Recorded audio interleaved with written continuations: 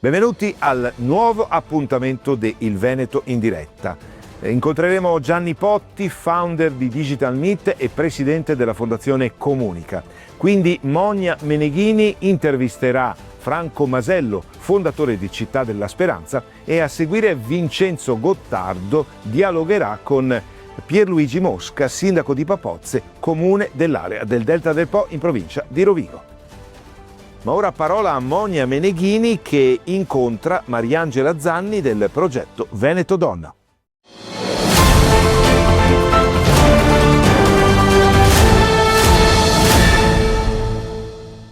Ben ritrovati a Il Veneto per il Sociale. Oggi abbiamo qui con noi Mariangela Zanni del Centro Veneto Progetti Donna. Benvenuta. Grazie, buongiorno.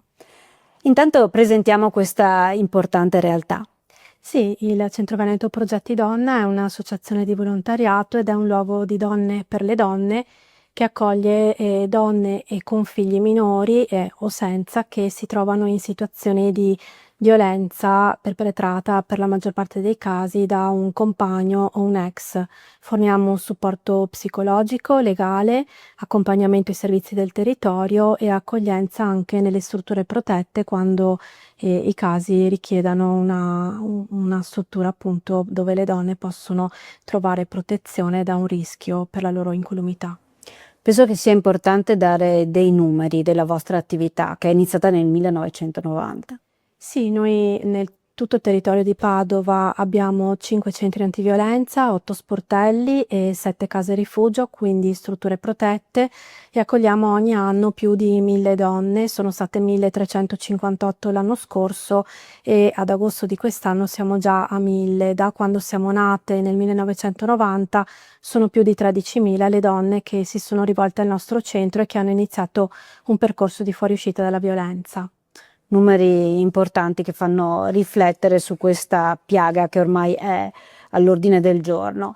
E voi per questo siete diventati non solo ente di riferimento provinciale con un numero verde, ma anche ente di riferimento per il numero nazionale, il 1522.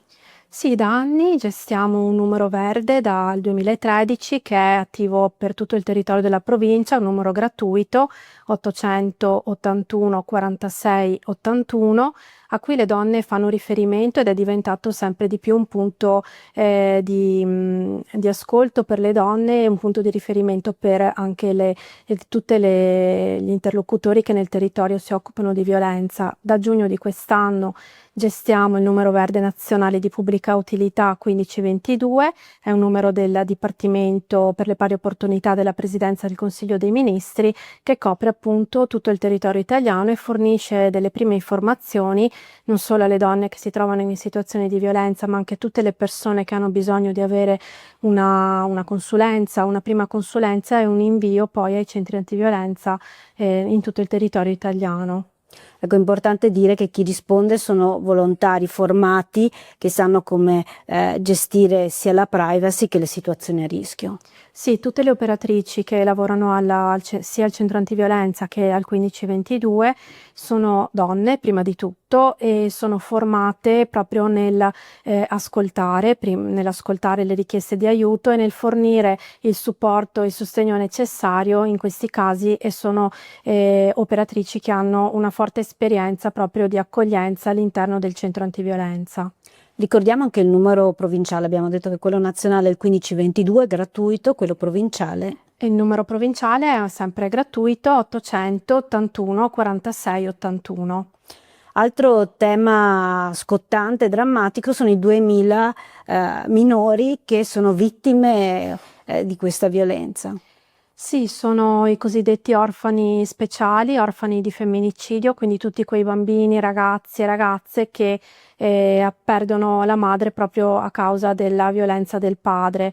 Da 4 anni anche nel nostro territorio Veneto e in 5 regioni del nord-est stiamo portando avanti un progetto proprio per sostenere i bisogni di questi ragazzi e ragazze, di questi bambini, e fornire loro non solo supporto emotivo, psicologico e legale, ma anche supporto materiale, quindi offrendo la possibilità per esempio di intraprendere un corso di studi o di venire inseriti in un contesto lavorativo. Parliamo di ragazzi e ragazze che perdono la mamma quando sono molto piccoli o comunque in età dell'adolescenza e che per tutta la vita dovranno convivere con questo trauma.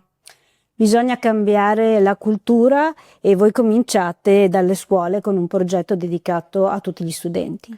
Sì, siamo presenti quest'anno con un progetto innovativo voluto proprio dal tavolo provinciale di contrasto alla violenza sulle donne che prevede che saremo presenti in tutta la provincia in almeno un istituto di elementari e medie portando appunto i nostri percorsi di rispetto e di contrasto alla violenza.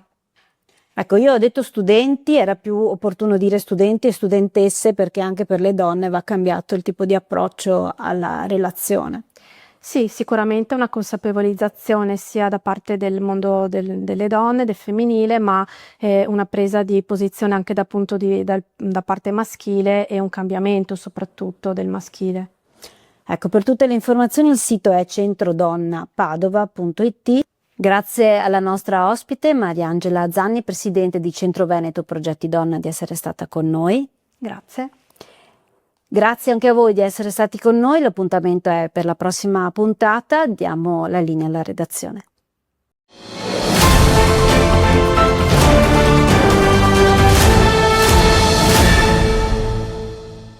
Grazie a Monia Meneghini e alla sua ospite Mariangela Zanni del progetto Veneto Donna. Ora Gianni Potti, founder di Digital Meet e presidente della Fondazione Comunica.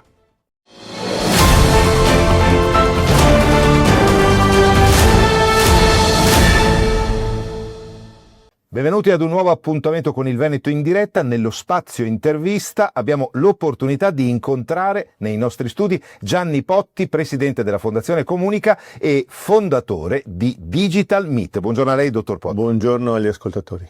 Digital Meet, per chi ancora non lo conoscesse, è giunto alla 13ª edizione quest'anno, per cui si avvicina all'età da maggiorenne, perché manca soltanto un lustro. È un momento fondamentale, un momento che anche a livello italiano ha una rilevanza che diventa sempre più significativa nel corso degli anni. Si parla di alfabetizzazione digitale per i cittadini e le imprese. Dottor Potti, oggi, 2025, nell'era della connessione tout court, della tecnologia esasperata, forse c'è ancora qualcosa da imparare e soprattutto qualcosa a cui guardare per l'immediato futuro? Assolutamente sì, ma io per primo, nonché gli over 60, nonché anche i ragazzini delle scuole che magari ti fanno l'intervista con davanti lo smartphone e ti guardano negli occhi, io resto allibito. Poi però se lo vai a interrogare sulla privacy, sulla cyber security, sulla sicurezza in generale, ci sono molte pecche, quindi gli argomenti sono tantissimi, è il nostro futuro.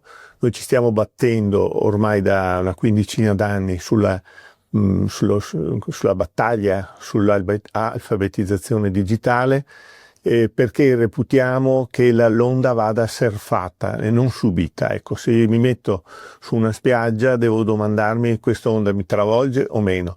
Allora, non bisogna aver paura se si conosce l'intelligenza artificiale, non bisogna aver paura della cyber security, sono tutti strumenti per difenderti, ma devi conoscerli. Quindi il motivo per cui divulghiamo in tutta Italia ormai da 13 anni Digital Meet è proprio quello di portare il digitale in maniera semplice e comprensibile a tutti in tutta Italia. Venite ai nostri incontri e chi vuole partecipare www.digitalmeet.it. Dunque indicazioni importanti, avete sentito, si parla di intelligenza artificiale, di cyber security, però dottor Potti è un aspetto, crediamo, fondamentale che voi trattate e approfondite, quello per esempio del welfare aziendale. Anche questo è un altro comparto in cui il digitale ha molto da dire. Nelle nostre aziende credo che il tema del dopo lavoro, del dopo attività lavorativa e anche durante l'attività lavorativa sia una necessità di un'azienda moderna. Ecco che il welfare aziendale è un altro aspetto legato al digitale che ci fa sottolineare anche questa mattina agli ascoltatori quello che stiamo dicendo. Per cui diciamo il mondo digitale diventa uno strumento fondamentale, strategico, anche diciamo per affrontare la situazione congiunturale difficile che stiamo vivendo, l'economia, il pericolo in cui versano tante aziende, il rischio di chiusure. Voi fornite degli strumenti per in qualche modo affrontare non solo i giorni, ma gli anni che verranno.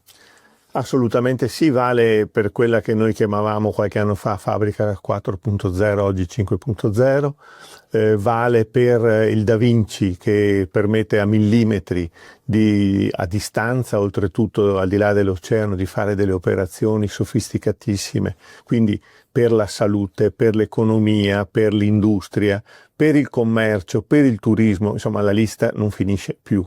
Tutte queste realtà hanno bisogno del digitale. Il problema è quello che dicevo poc'anzi: o lo gestiamo o lo subiamo. Noi siamo convinti che conoscendo gli strumenti abbiamo la possibilità di fare quel salto di qualità come paese che ci manca. E vi do un dato: l'indice DESI, che è l'indice europeo sulla digitale, per la parte di formazione, che è una delle più importanti, quindi di alfabetizzazione, siamo ancora, quando siamo partiti col Digital Meet eravamo 27esimi su 29 paesi europei. Oggi saremo tra il 22 e il 23esimo posto, l'Italia. Ecco, credo che si debba migliorare molto a tutti i livelli, regioni, camere di commercio, governo e via discorrendo. Era proprio la domanda che volevamo farle, dottor Potti, cioè quanto ancora c'è da lavorare in Italia, perché anche per esempio con un rappresentante del governo, il sottosegretario Massimo Bitonci, che lei conosce bene, abbiamo parlato a lungo di transizione energetica, digitale, transizione digitale, ma è un processo che ci vede ancora, non diciamo arrancare, ma procedere forse ad una velocità ancora troppo lenta. Sì, questo tema l'abbiamo trattato proprio con il Vice Ministro qualche tempo fa, ma in generale, questo esula da Bitonci o chiunque, quello che vorrei lanciare da questo microfono, che ogni volta che ho l'occasione di incontrare un assessore regionale alle imprese, un politico, 9 su 10 non dice mai no. Gli facciamo una richiesta, gli facciamo una proposta, diciamo qualcosa sul digitale. Io vorrei una volta, 2 volte qualcuno che mi dica questo no, questo sì, questo è fattibile, questo no. Ecco, la politica è assente perché non conosce, quindi approfitto, alfabetizzazione digitale, siamo disponibili a farla gratuitamente a tutti coloro che ce la chiedono. Nel salutarla, Gianni Potti, founder di Digital Meet, vogliamo fornire le indicazioni fondamentali per Digital Meet. Dal 20 al 25 ottobre a Padova, dove? E orientativamente in che fasce orarie? Allora, in tutta Italia, oltre che a Padova, che è pure il punto di partenza da cui è nato tutto, dal 20 al 25 di ottobre abbiamo gli eventi che vanno da stakeholders importantissimi come Federico Faggin, che arriva per la 4ª volta ospite nostro, e credo 1 o 2 premi Nobel. Poi abbiamo la possibilità di avere giovani talentuosi. Passiamo fino alla signora Maria, alla quale i nostri Digital Evangelists insegnano come prenotarsi il vaporetto a Venezia piuttosto che la corsa del bus o del tram a Padova. Ecco, noi vogliamo e parliamo a tutti i ceti, perché l'interesse del digitale è essere trasversale. Non dimentichiamoci che quando arrivò Internet ci venne raccontato poco più di 30 anni fa che il mondo sarebbe stato più giusto, più equo, con meno dislivelli. Se c'è un momento della storia in cui il dislivello tra i super ricchi e noi, il popolo, è così grande, credo che sia proprio questa epoca, questi giorni, questo momento. Si chiude qui lo spazio intervista del Veneto in diretta, che ha avuto il piacere di incontrare e dialogare con Gianni Potti, presidente della Fondazione Comunica e founder di Digital Meet. Grazie dottor Potti e buon lavoro. Grazie a voi. Ed ora il Veneto in diretta gira la linea alla redazione di Veneto 24.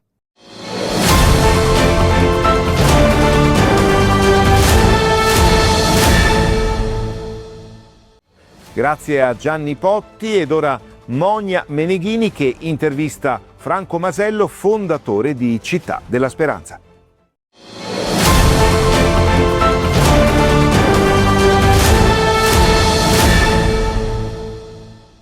Nuovo appuntamento con Veneto per il sociale. Torniamo a parlare di Città della Speranza e dell'IRP, Istituto di Ricerca Pediatrica. Lo facciamo con il fondatore della fondazione, Franco Masello. Buongiorno, benvenuto. Buongiorno a voi. Allora, lei ha visto un problema 30 anni fa, si è rimboccato le maniche e ha trovato anche una soluzione che ha portato non solo alla creazione della Città della Speranza, ma anche dell'Istituto di Ricerca, una nuova visione. Non sono mai abituato a parlare dei problemi se non ho le soluzioni, perché il mondo è pieno di gente che evoca i problemi ma non dà le soluzioni, così mettiamo la confusione. Io per mia natura faccio sempre questo, un problema comincio a dedicarmi solamente se penso di poterlo risolvere. C'è una regola di vita questa, assolutamente. IRP che in questo periodo sta ospitando vari personaggi, perché è giusto far conoscere questo fiore all'occhiello della ricerca italiana e internazionale. Ma questo è un piacere per noi, perché vuol dire che le dimensioni in termini scientifici di IRP stanno diventando molto importanti, infatti siamo sulla scena internazionale, perché molte delle ricerche che facciamo, di fatto i risultati adesso vengono utilizzati in 50-60 paesi del mondo, soprattutto nella diagnostica avanzata, che è uno dei problemi fondamentali per poter guarire queste malattie. Assolutamente, che insieme alla ricerca e anche alla realizzazione di farmaci. E questo mi fa portare l'argomento della seconda torre e del progetto Cell Factory. Sì, è un progetto questo che noi abbiamo in serbo da diverso tempo. La prima volta che si parlava di Cell Factory si parlava ancora di 8-9 anni fa. Di fatto oggi la nostra regione è terribilmente in ritardo rispetto alle altre regioni, anche se Cell Factory che lavorano veramente per il loro mandato sono una decina in Italia, ma nessuna della dimensione e della tecnologia che vorremmo applicare noi. Si stima che nei prossimi 15 anni nel mondo circa il 15% dei farmaci saranno personalizzati, quindi vuol dire che soprattutto per le malattie rare tipo leucemie, tumori eccetera, dovremo fabbricare delle cellule che combattano queste malattie, perché fino adesso siamo arrivati che con le malattie, con le terapie tradizionali non possiamo andare oltre fondamentalmente. Oggi c'è l'ingegnerizzazione delle cellule, che è una cosa molto complicata, che poi non riguarda unicamente il problema delle malattie, delle gravi malattie, ma riguarda anche i vaccini, perché l'Inersal Factory è costruito per dire il vaccino anti-Covid, no? E tutto quello che succederà nel futuro sarà fatto questo, perché proprio nello studio del Covid si è pensato ad una nuova forma di ricerca e si pensa che moltissime malattie saranno sconfitte e noi vorremmo essere fra i primi, dotando nostri gruppi di ricerca di questo strumento che è fantastico, tenete presente che è un investimento immenso, perché si parla di una decina di milioni solo per la Cell Factory e poi per 4, 5, 6 milioni all'anno solo per il mantenimento. Questo vuol dire per poter avere i laboratori da utilizzare. Poi bisogna pagare il personale ovviamente, no? Però qui stiamo giocando con la vita e quindi io credo che nessun investimento sia troppo alto per salvare una vita, tenendo presente anche che se si riuscirà su questo anche la medicina ci guadagnerà tantissimo, nel senso che i costi della salute saranno molto più bassi rispetto a quelli di adesso, quindi un investimento importante fatto per salvare vite, ma fatto anche per abbassare i costi delle cure. E la fondazione e l'IRP poi completano un ciclo virtuoso, quindi dal processare campioni per analizzare le patologie alla ricerca fino alla realizzazione di farmaci, come diceva lei, personalizzati, quindi Sì. una nuova prospettiva. Oggi IRP è il punto di riferimento nazionale per quanto riguarda la diagnostica avanzata su tutte le leucemie, linfomi e tumori rari, insomma. Quindi ciò vuol dire che noi siamo in grado di produrre i protocolli di cura migliori da dare ai vari ospedali per curare i bambini. Questo vuol dire dare a tutti i bambini italiani la stessa possibilità di guarigione, che non è di poco conto, perché ogni tumore è personalizzato fondamentalmente, non è che una cura perché se fosse così tutti i bambini sarebbero guariti oggi. Se siamo ancora all'85% e su alcuni tipi di tumori molto più bassi come percentuale di guarigione, vuol dire che bisogna veramente lavorare ancora per personalizzare la medicina del singolo paziente. Recentemente avete fatto un altro grande investimento con il microscopio confocale, anche questo unico in Italia. Sì, questo è oltretutto un microscopio dotato di intelligenza artificiale, cioè vuol dire le capacità di analizzare i milioni di dati che si vedono attraverso questo microscopio. Vuol dire arrivare prima a una diagnostica di precisione ed è fondamentale, quindi oggi i nostri ricercatori hanno a loro disposizione i migliori strumenti che esistono per fare le cose come fatte bene. Quindi complimenti assolutamente. Il nostro tempo va a stringere, ricordo il sito per tutte le informazioni cittadellasperanza.org e la ringrazio. Franco Masello, fondatore di Città della Speranza, presidente dell'Istituto di Ricerca Pediatrica. Grazie a voi. Con noi. Ridiamo la linea alla redazione e Veneto per il Sociale vi aspetta al prossimo appuntamento.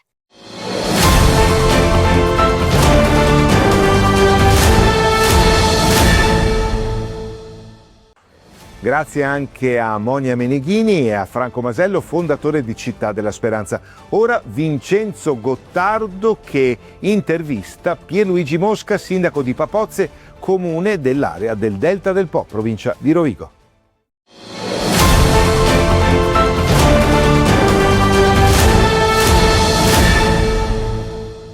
Ben ritrovati a primi cittadini del turismo. Oggi continuiamo a raccontare le storie dei nostri territori più belli, le storie delle località, ma anche le storie degli uomini che vivono e abitano queste località. Oggi sono in compagnia del sindaco del comune di Papozze, siamo ancora all'interno del Delta del Po, pensate un comune molto piccolo, 1400 abitanti, e vi presento con me Pierluigi Mosca. Sindaco, benvenuto. Grazie e grazie soprattutto al presidente Moreno Gasperini per aver organizzato l'evento qui con voi. È un evento che ormai dura da un po' di puntate, i nostri ascoltatori ci seguono con molto piacere perché raccontiamo di un territorio unico e straordinario come è quello del Delta del Po. Qual è, sindaco, il ruolo e le difficoltà di un comune così piccolo all'interno di un'organizzazione così complessa, così bella, così unica come è quella del Parco del Delta del Po, quindi in rapporto con il comune di Papozze?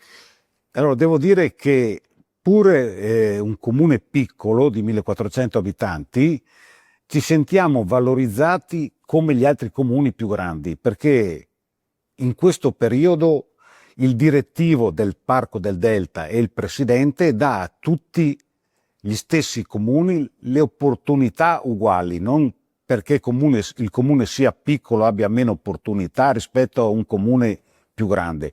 Ce le giochiamo le carte alla pari e questo è un bel segnale che ha impostato il presidente e il comitato dell'ente regionale Parco Delta del Po.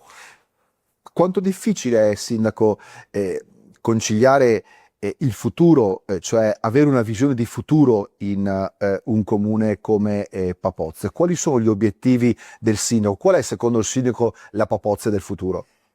In poche parole, il comune è il più piccolo fra tutti i 9 comuni del Parco del Delta. Quindi l'obiettivo mio, e spero sia condiviso anche dagli altri, sarebbe quello di costruire nel breve periodo un comune del Delta del Po, un comune unico del Delta del Po che sarebbe un comune di 75.000 abitanti e quindi un comune importantissimo. Fin quando siamo così frazionati, credo che le opportunità andranno sempre a diminuire. Solo con questa mossa della fusione di tutti i comuni dell'ente parco potremmo avere risorse e delle opportunità nel breve medio periodo. Sindaco, ma quella del turismo è ancora è una leva fondamentale, straordinaria, in cui bisogna investire tutte le forze che si hanno per questo territorio? Sì, è il turismo. Abbiamo il mare, le lagune, abbiamo l'entroterra, abbiamo il fiume Po E questo, se noi aggiungiamo che ho letto alcuni giorni fa sui media che la Regione Veneto vorrebbe ampliare il territorio MAB UNESCO, diventerebbe sicuramente un veicolo molto ma molto importante per il turismo. Turismo lento, ma non solo, anche per gli amanti del mare, della pesca, di tante cose, insomma, è molto attrattivo, però, come ha detto lei, bisogna investire tutto quello che possiamo investire nel turismo. E quale sarebbe, Sindaco, il messaggio che lei manderebbe ai giovani, sulle quali depositiamo le forze più grandi, ma anche le strategie migliori per il futuro? Qual è il messaggio per i giovani? Di rimanere, devono rimanere nei propri territori, che sono territori che hanno ancora un valore aggiunto rispetto a un qualcosa che potrebbe essere una città più attrattiva, però dal punto di vista ambientale il nostro territorio non ha nulla da invidiare a nessuno, non ha nulla da invidiare a nessuno. E di Quindi questo... di rimanere. E di questo ne siamo assolutamente d'accordo, Sindaco, ma bisogna anche avere sicuramente la possibilità e le opportunità di contare sugli livelli anche di governi superiori per inserirsi all'interno degli aiuti che devono essere fatti per questi territori. Il PNRR sia in ambito naturalistico, paesaggistico, ma anche in ambito turistico, ha portato, ha aiutato questi territori e si potrà ancora pensare ad un'Europa vicina a questi territori? Io credo che l'Europa debba essere vicina a questi territori, e lo è, forse di più del nostro governo centrale. L'Europa è attenta a questi territori e sono sicuro che, se non entro il giugno del 2026, ma un po' più avanti, verranno alla luce dei finanziamenti proprio ad hoc per questi tipi di territori, che sono alla base oramai della vita quotidiana, la natura, la lotta ai cambiamenti climatici. Quindi ecco, sono sicuro che la Regione da un lato, ma soprattutto l'Europa, ci verrà incontro. Grazie a Pierluigi Mosca, sindaco del comune di Papozze, che ci ha raccontato, ci ha condotto in questo viaggio all'interno del Delta del Po, con un occhio di riguardo al comune suo, da lui amministrato, che è appunto Papozze, sempre parlando di turismo, sempre parlando di territorio e di comunità che rendono grande, unico e straordinario il parco del Delta del Po. Grazie sindaco. Grazie a voi per lo spazio che ci avete dedicato.